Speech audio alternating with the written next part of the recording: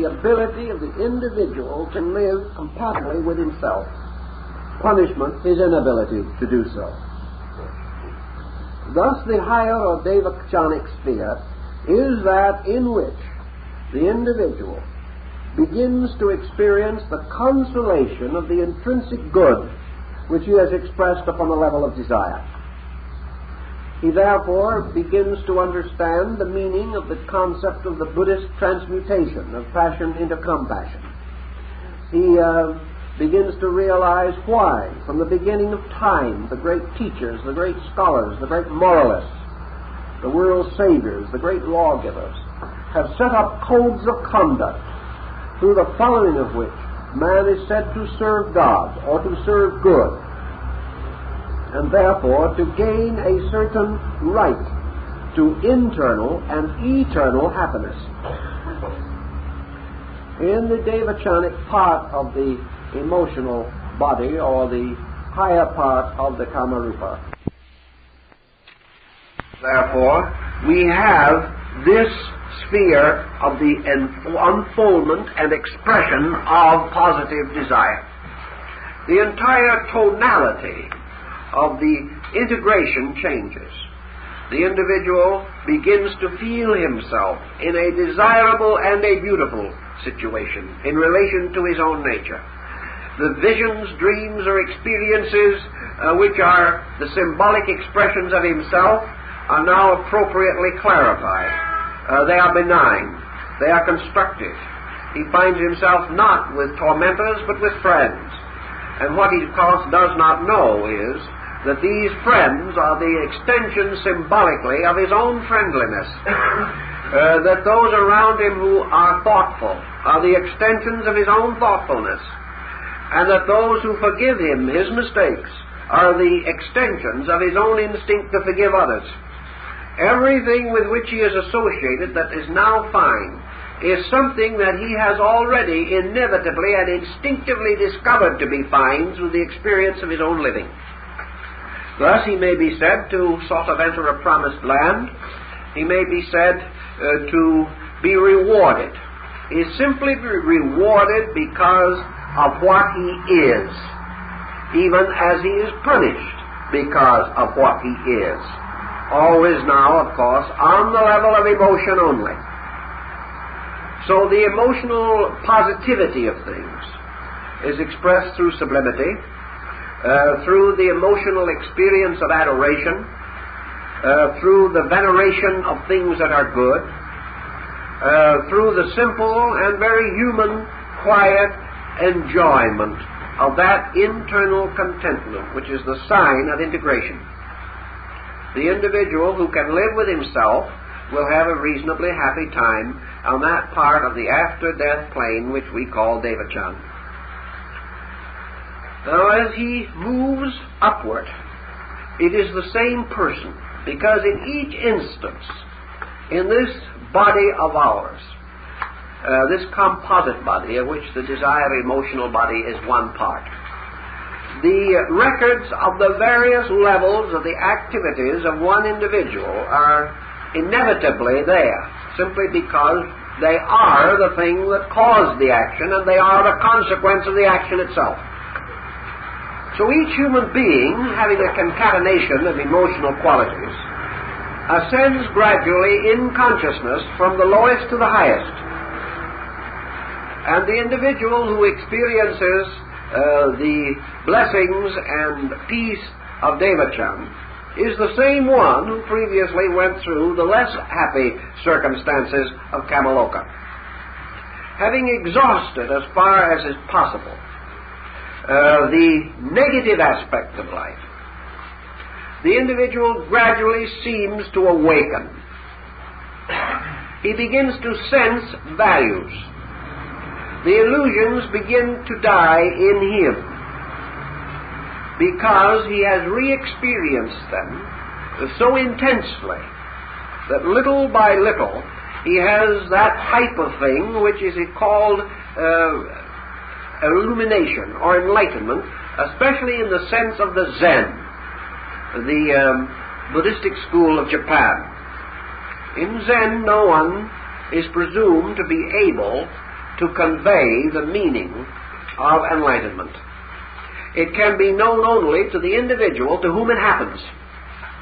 And in the process of the struggle through Kamaloka, there is a kind of awakening. Some people have it in this life. They, according to Plato, it is quite possible to go through a good deal of Kamaloka while you are alive. Because the moment you begin to attack emotional excess in yourself and understand through it, you begin to break down its power. And if it cannot control you here, it will not control you hereafter. If you can master it here, you do not have to face it. But for one who masters it, there are 9 who succumb to it, because they do not even recognize the importance of mastery. They do not realize that in the experience in Kamaloka that a greater need exists for integration than even here on the physical plane. But in any event, the experience of gradually awaking seems to occur also in the Kamarupic bodies. And the being moving through from the lower to the higher parts of this vehicle begins to function through the positive emotions which he may possess. We have assumed and we know that very few persons are completely bad and very few are wholly good.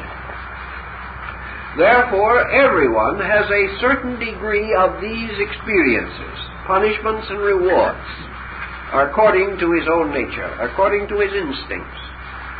And as his actions arise from these subtle instincts within him, the so-called punishment for an action is not punishment for what happened, it was punishment for the instinct which caused it to happen. The same is true of the reward. Perhaps the instinct was never able to express itself adequately on the material level. But if it was there as a factual, constructive force, it also is intensified and released in the devachanic experience.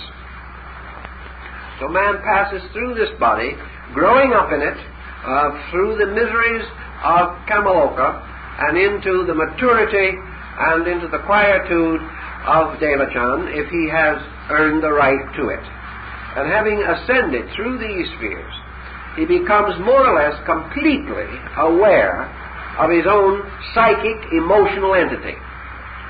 Now the Kamaloka problem is, of course, intimately associated with the Christian concept of the soul, because this is exactly where this chemistry is taking place. What man terms soul is really the regenerated Kamarupic sheath. It is the entire emotion structure of man regenerated through the experiences of rebirth and purified constantly by the cycle of experience in Kamaloka.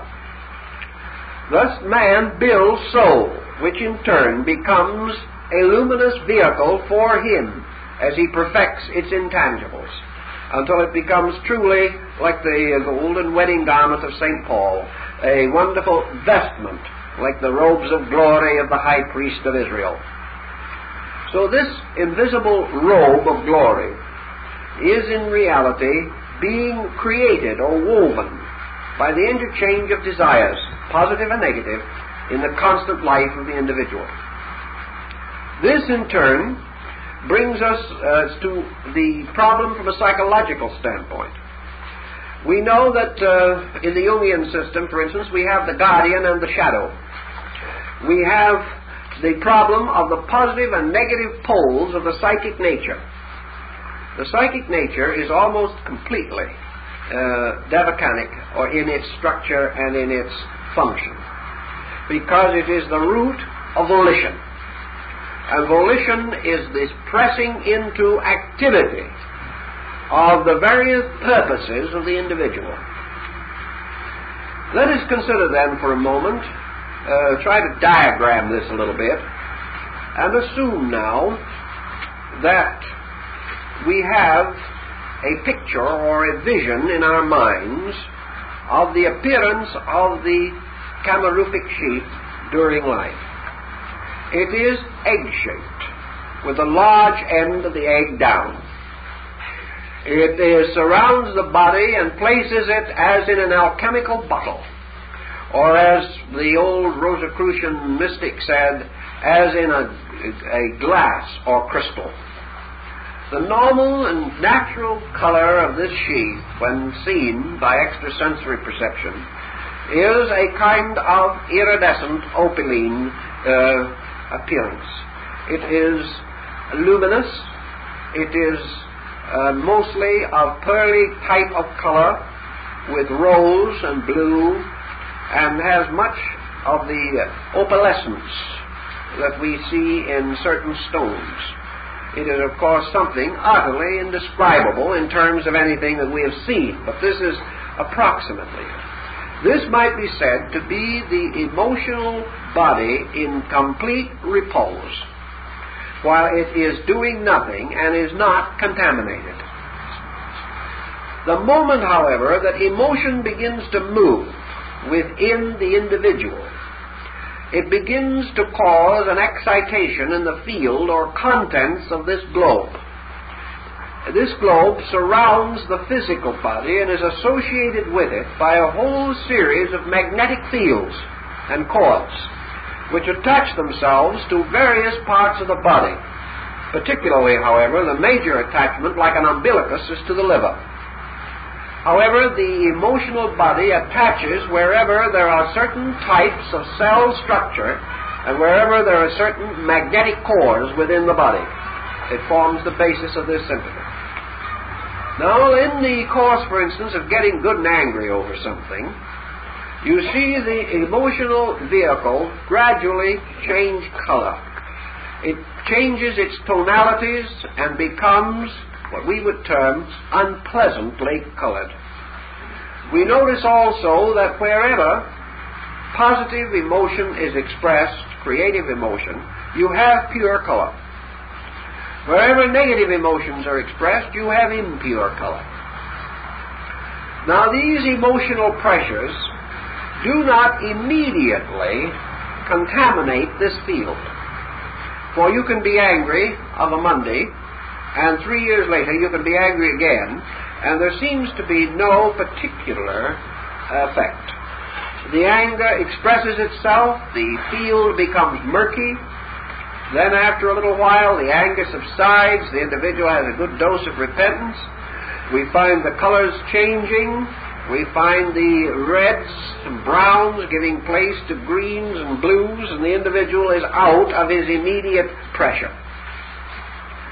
If, however, there is a continuous pressure of some kind of a negative nature, which we might term an habitual pressure, or a habit that is taking over the person, or that wonderful instinct to nag that has gotten out of hand, or a perpetual addiction to the gratification of selfishness, these continuous, repeated procedures begin to form structures within the structure itself of the Kamarupa.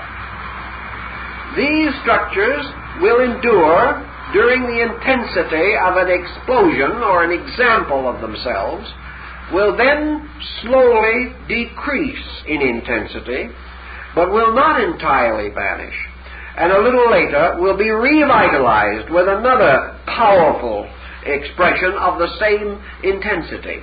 And this will keep on and on and on until gradually these structures take on powerful psychic forms. They become either geometrical or in one way symbolical, or they may even take on mysterious forms such as are seen in archaic symbolism and allegory. These forms may take on the elementary appearance of monsters and things of that nature. And such forms are usually frightful, sometimes highly symbolical, like the appearance of a giant gradually manifesting within this body.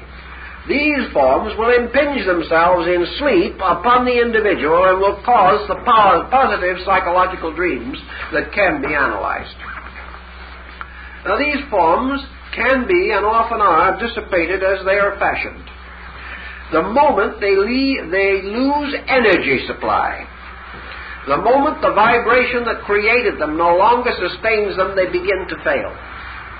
And in time, they can be again completely absorbed if the energy which sustained them is permanently deflected from them.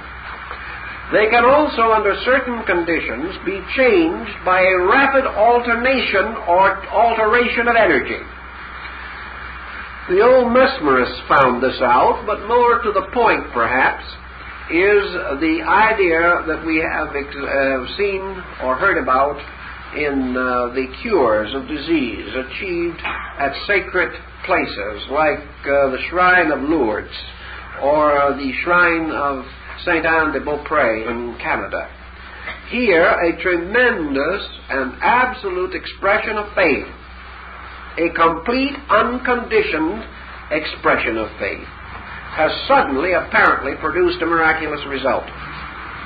It means that a complete and tremendous catharsis of the Kamarupa has been accomplished by throwing into it a highly spiritualized vibration. It has broken these patterns.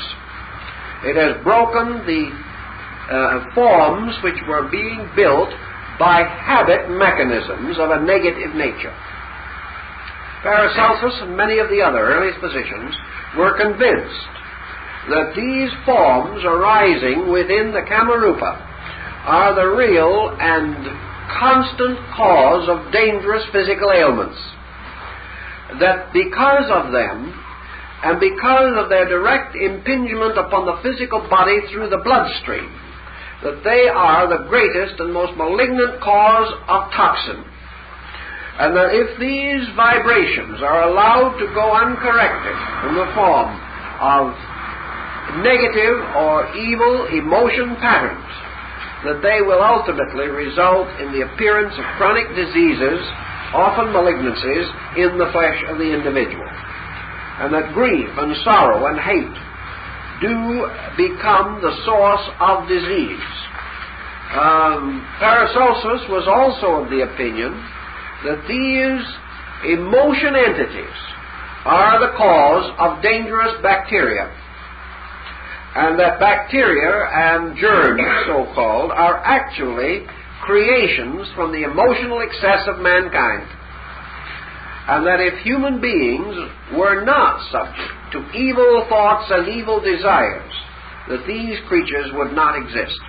That may or may not be true. We are not dogmatizing on it, but there is every reason to know that man does create by the intensities of his emotions and thoughts. The sphere of his creations we are not too well acquainted with, but that all intensity, that any vibration set in motion becomes an internal force in the universe, is difficult to categorically deny. In any event, regardless of whether the germs floating around have such an origin, we know that there are germs of death in man himself that are originating in the desire material of his nature. And that the cleansing and purification of this is very important to him. That it is part of the alchemical mystery of transmutation. For the desire body, or the Kamarupa, is the alchemical vessel in which the base metals of the seven senses must be transmuted into the gold of the universal medicine. So we have all these elements involved in the story of the Kamarupa. Also we know that according to the Indian mystic, in sleep, this is the sphere or plane to which the individual retires. He retires into the Kamarupa. Now, there are many stories and accounts as to what he does there. Some of them are highly symbolical, and this is one of the points where the various schools are not in agreement.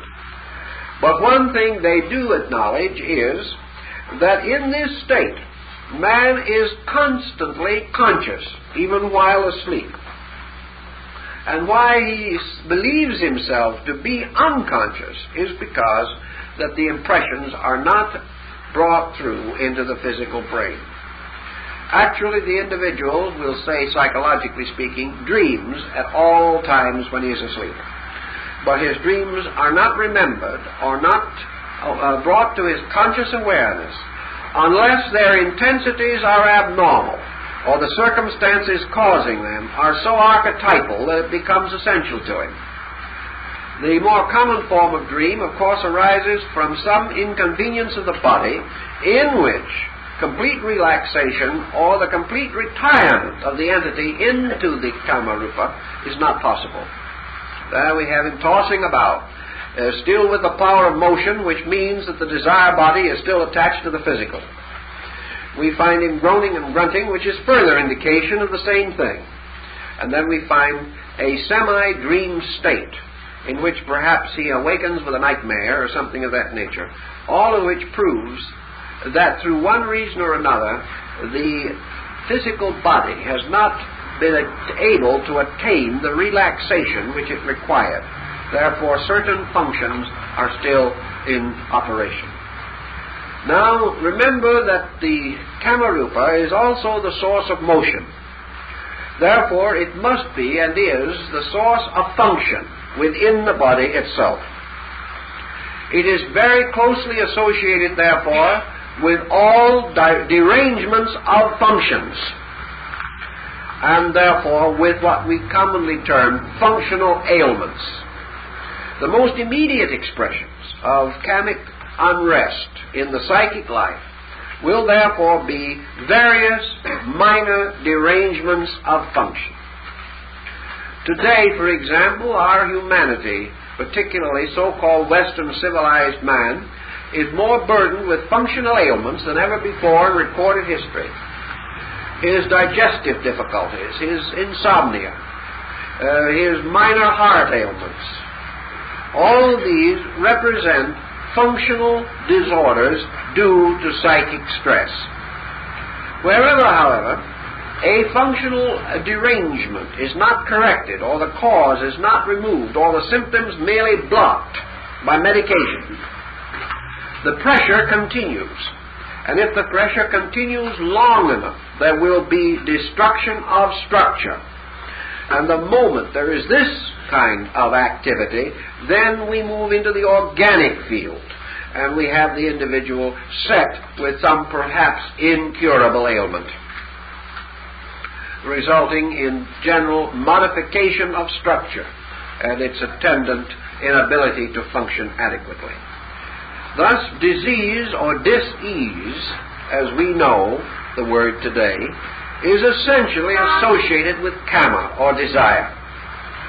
And as disaster means only an ill star, and it is definitely associated with the astral or starlight, or with the devas, the shiners, who were the stars.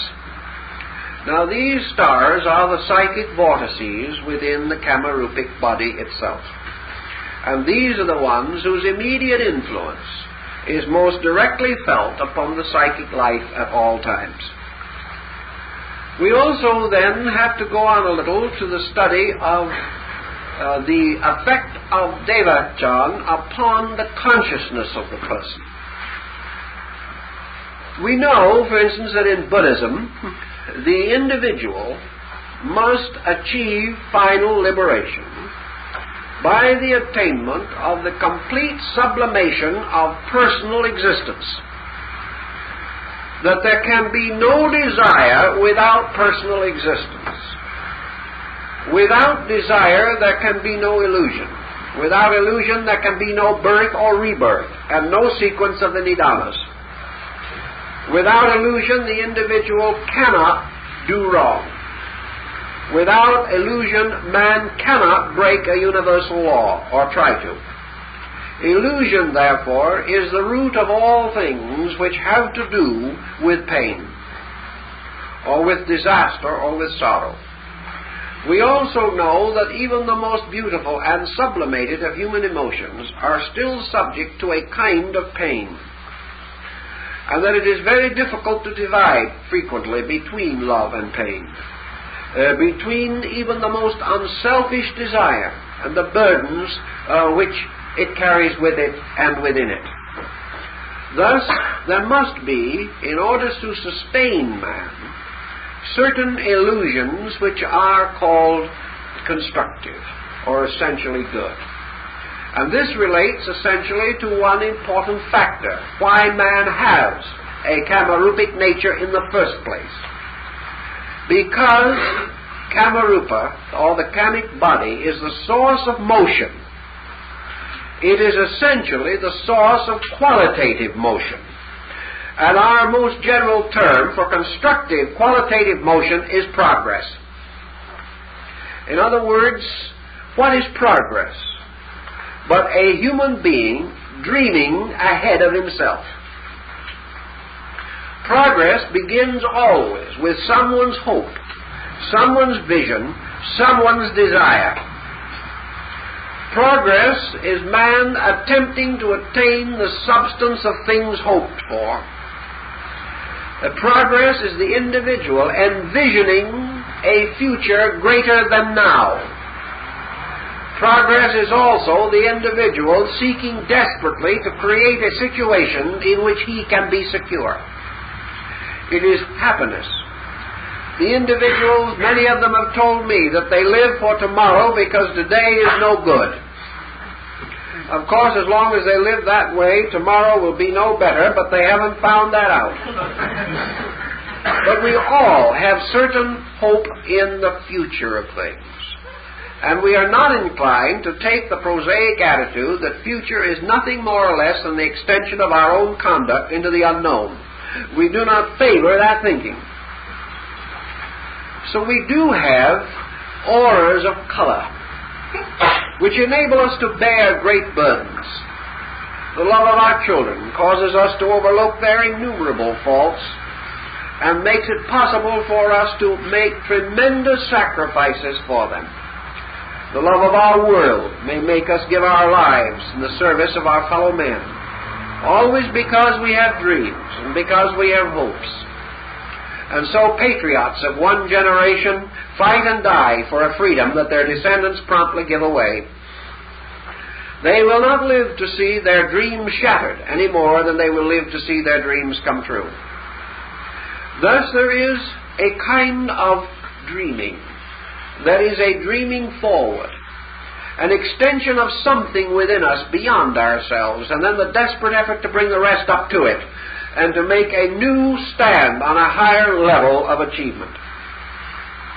There are also dreams that approach very close to man's spiritual emergency.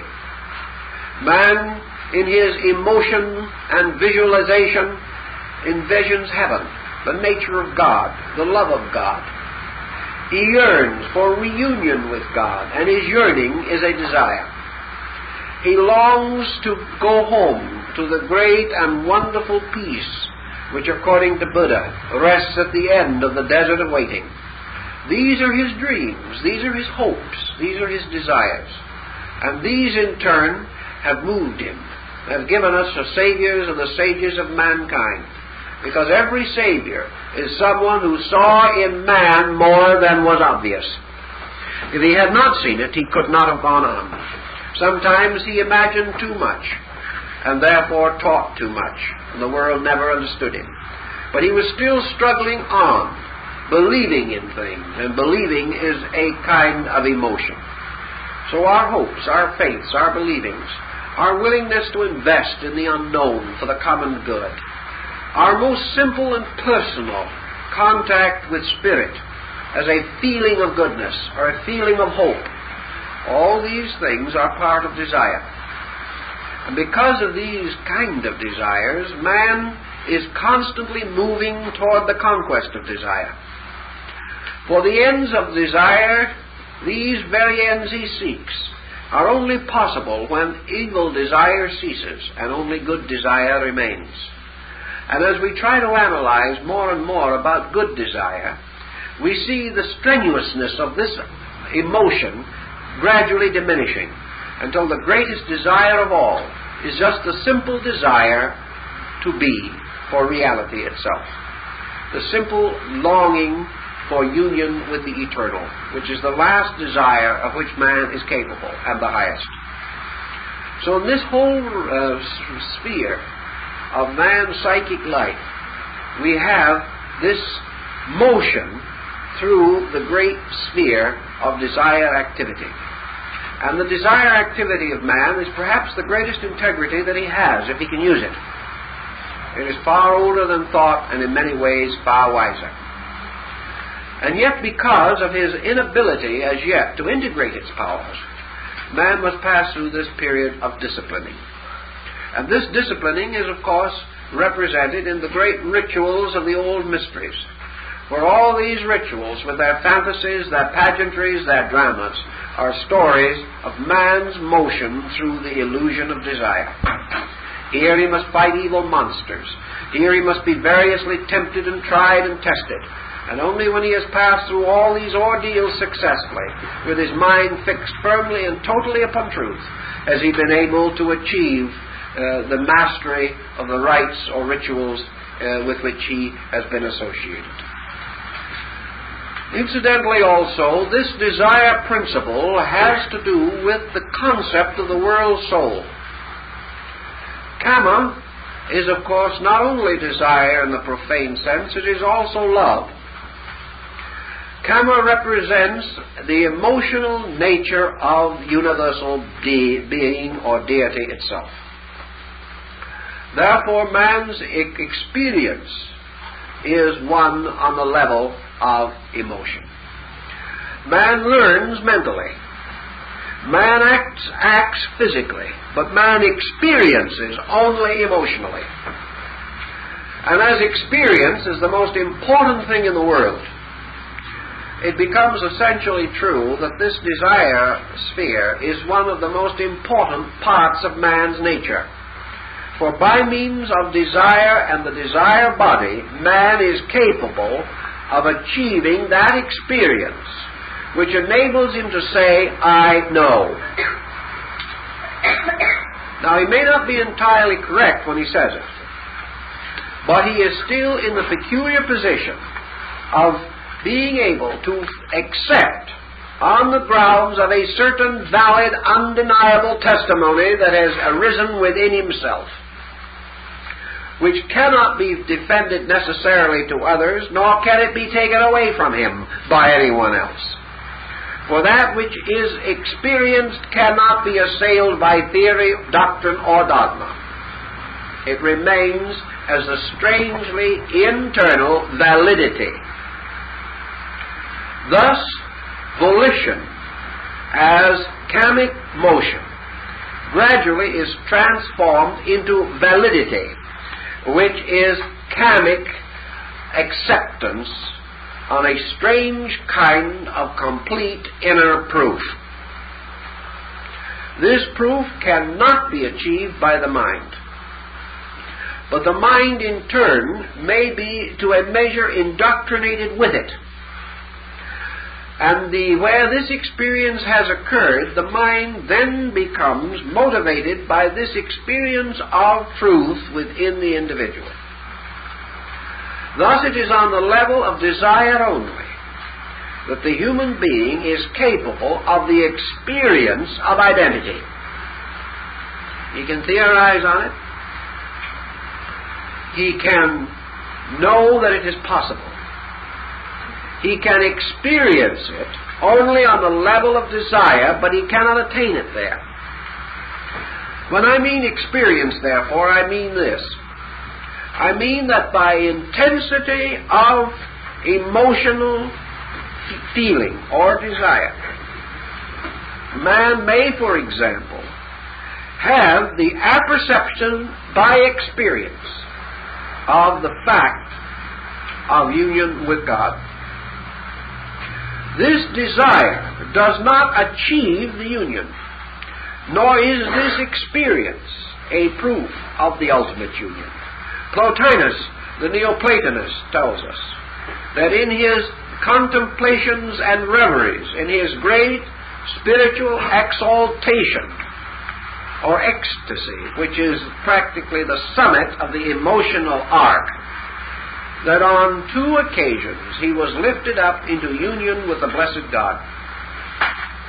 Now, this union lasted only a second, only an instant. But like the Havelock Ellis's account of the mystical experience in his Dance of Life, these moments transcended all possible knowledge, all possible learning, and established an experienced fact within both Plotinus and Ellis that could never be shaken by any material pressure of any kind. Yet neither of these persons achieved what Buddha called the Mahaparinirvana. They did not enter into this union. They were not absorbed into it. They were not forever one with being. They apperceived it. They experienced it as Moses, standing upon the hill of Moab, looked out into the promised land but did not enter. He knew of the land by some strange power within his own nature. And the reason in the ancient Kabbalah that he was able to know the land was because God had given to him the Matrona as a bride. And the Matrona in the old Kabbalistic system was the power of the divine soul, or the presence of the mystery of God as the Shekinah, given inwardly to Moses. This, in the Eastern philosophy, parallels the idea that the purified Kamarupa becomes, so to say, the Beatrice who must lead Dante into the Paradiso, who must carry him onward into the greater worlds that lie beyond. She is the blessed damoiselle of Dante Gabriel Rossetti also, and the wonderful being sung by the troubadours.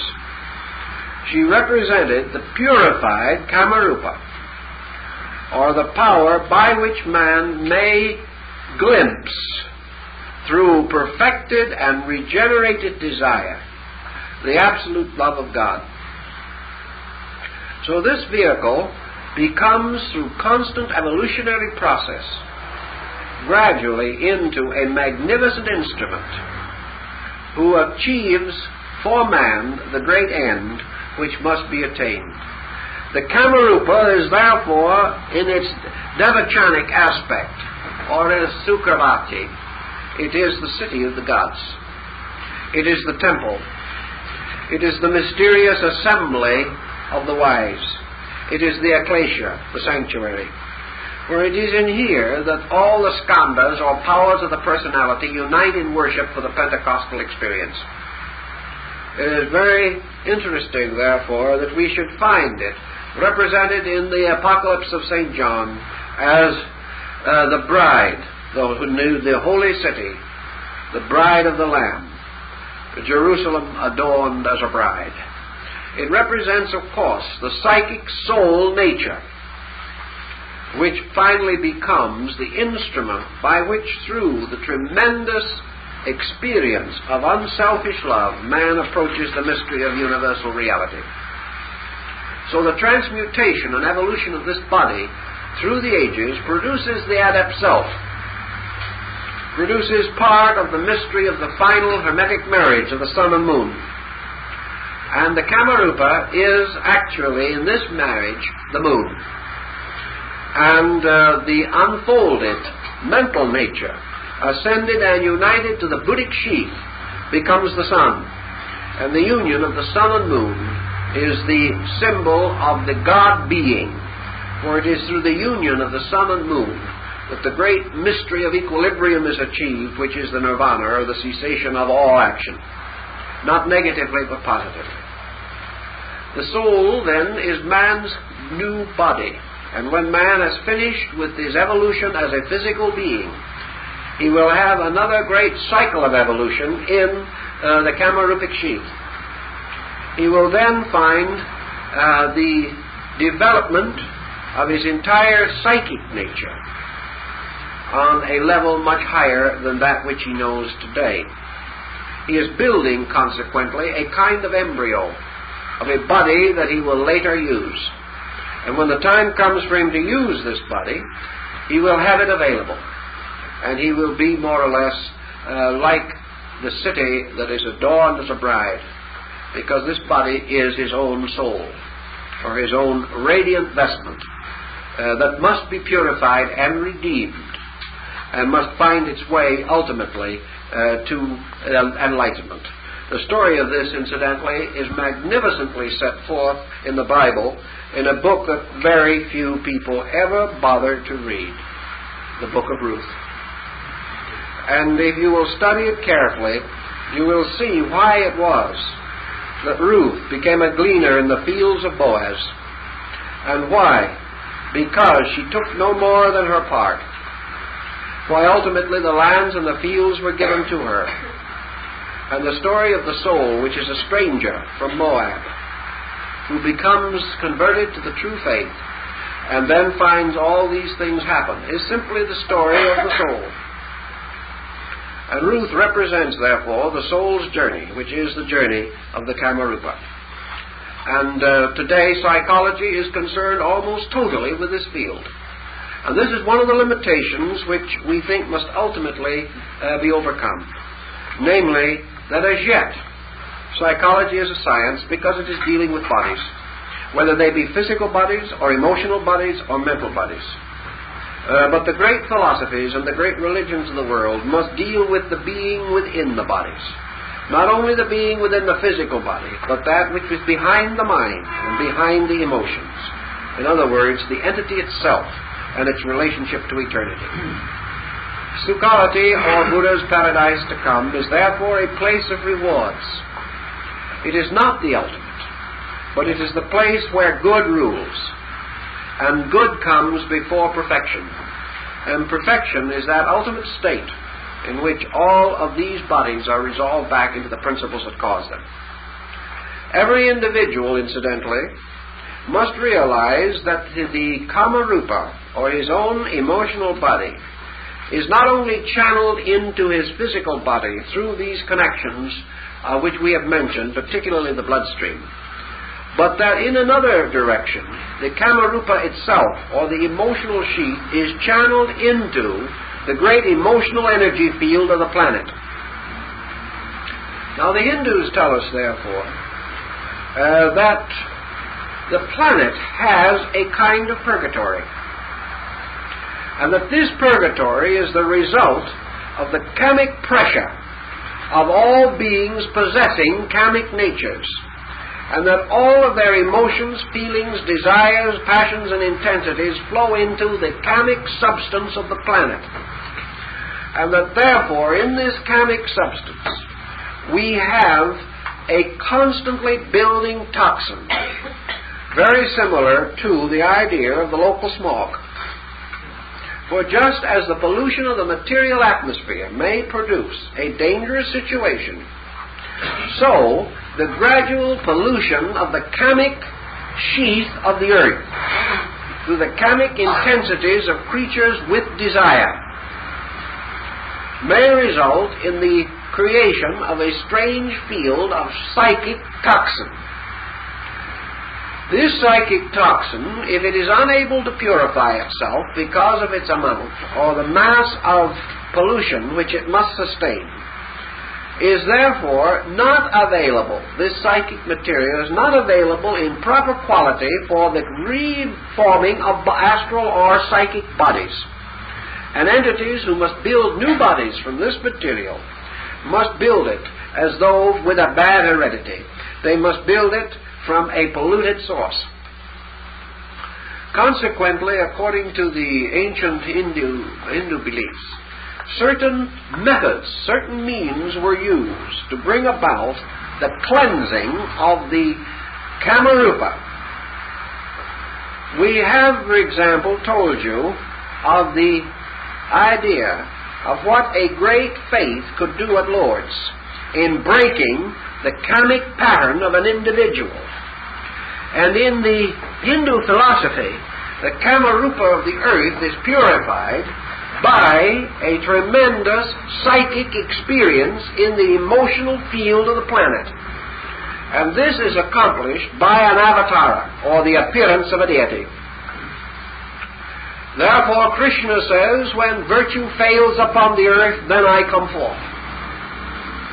And now, virtue being, of course, an emotional quality, a positive, constructive emotion.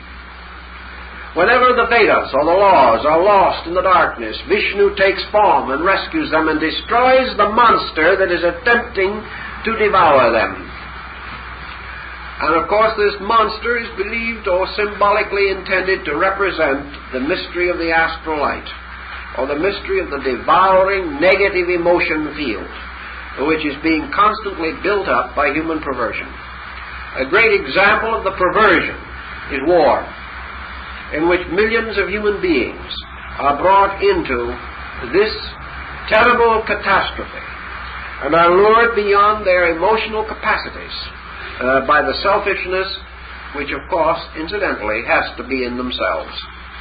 But nevertheless, they do not know this, and are therefore subjected to these pressures, which they should be able to handle, but they cannot. Therefore, whenever this emergency is said to arise, the Hindus believe that an avatar appeared. Now, we have already mentioned the idea that the channel of this kamic material is always called blood. Therefore, we have the story of Golgotha and the cleansing blood, and the power of Christ to break the kamic envelope of the earth. These legends we find in the Rosicrucian mystical writings of the medieval and early periods, and incidentally among the Gnostics, and reference will be found to it in some of the writings of Philo-Judaeus, one of the earliest mystics to interpret some of these ancient passages. But always this idea of the appearance of the Avatar, or the appearance of the Messiah, and the power of the cleansing blood, the means of breaking the patterns by which individuals gradually lock themselves. The same thing happens with the individual who sincerely gains the spiritual consolation of a great belief. He then finds that the cleansing of the Kamarupa begins in himself. Faith and fear cannot live together. Light and darkness cannot dwell in the same house. And where the light in man, the light of faith, of beauty, of love, of hope, and of truth, gains intensity, we find the shadows in the Kamarupa gradually fading out. The psychologist knows this is true. Carl Jung has said that without religion, persons past middle life will seldom be cured of their psychological difficulties. The reason that religion is able to accomplish certain of these things, or sublimity of any kind, or spiritual conviction or great aspiration within the individual, is that they set up new vibratory vortices that are completely contrary to the negative patterns which have produced the difficulty. And under the pressure of these new, tremendously intensified vibrations, the old forms are shattered, and we see the ancient picture like we see on the wall of the Sistine Chapel in Rome, where in the great symbol of the Last Judgment we see the heroic figure of Christ standing in the midst, and around and below him the falling demons going in all directions. Here is the statement, of course, which would be almost identical to that of the Hindus, namely the concept of enlightened love breaking up the emotion demons in the Kamarupa. So all of these things work together. They are all stories and symbols. St. George slaying the dragon, all of the dragon slayers represent essentially man breaking the kamic pattern. And until he is able to break this pattern of his negative desires, he cannot use the great substance of Kama for the purpose for which it was intended. For out of this same substance that is now poisoning him is to be fashioned in the mysterious vessel of his own soul, the symbol of the sacred Eucharist. But actually, the Kamarupa is not only symbolically the cup of poison that was given to Socrates, but it is the Holy Grail and the symbol of the ever-flowing blood, the sangre real, the blood of the King. These mysteries of the cleansing blood always, therefore, tie into the Kamarupa. Systems of healing built upon the analysis of the blood and the study of the blood structure also will ultimately point the way to the mysterious energy that is conveyed in it. So man loves and hates, hopes and fears, builds and destroys because he has blood. When he does it enthusiastically enough, we call him red-blooded.